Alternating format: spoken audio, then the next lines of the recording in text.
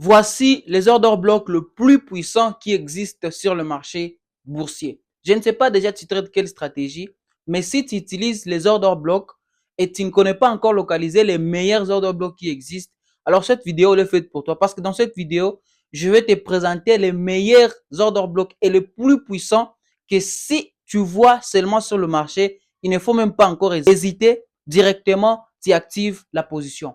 Le premier order block, c'est l'order block qui te dégage la prise de la liquidité. Donc, à la première position, on a d'abord la prise de la liquidité. Pourquoi? Parce que sans la prise de la liquidité, on ne peut pas reconnaître la présence d'un order block. Un order block, c'est un endroit où il y a des ordres en attente institutionnels. Et normalement, un ordre en attente de smart money ne peut jamais exister sans manipulation. Et donc, il doit d'abord dégager la manipulation. Les traders vont penser que non, c'est ici le bon moment d'entrer. Et voilà, nous, on localise ça comme la liquidité. Et dès que tous ces traders seront chassés, à ce moment-là, nos ordres maintenant seront déclenchés. Donc, si tu vois la prise de la liquidité, mets déjà une étoile sur ton order block.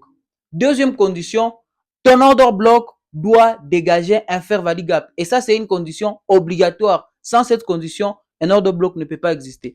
Donc, à la deuxième position, nous avons le fair value gap. Le fair value gap, c'est juste une zone de déséquilibre. Ça signifie que lorsque une institution a déclenché son ordre, ça doit nous laisser les déséquilibres sur le marché et ça doit être visible. Si déjà tu ne vois pas ça, donc ton order block là n'est pas valide. La troisième condition, c'est que ton order block doit être unmitigated block. À la troisième position, nous avons les order blocks unmitigated block. Les order blocks unmitigated block, ce sont les order blocks qui n'ont jamais été touchés. Donc, tu vois un order block pur.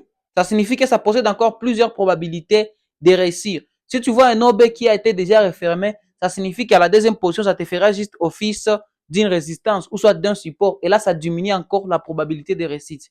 Pour que la vidéo ne soit pas longue, je vais m'arrêter d'abord à ces trois conditions. On va continuer dans la prochaine vidéo. Mais si déjà toi aussi tu connais une condition qui peut booster encore la probabilité d'un order block, laisse-moi ça dans les commentaires. Je serai ravi de te lire.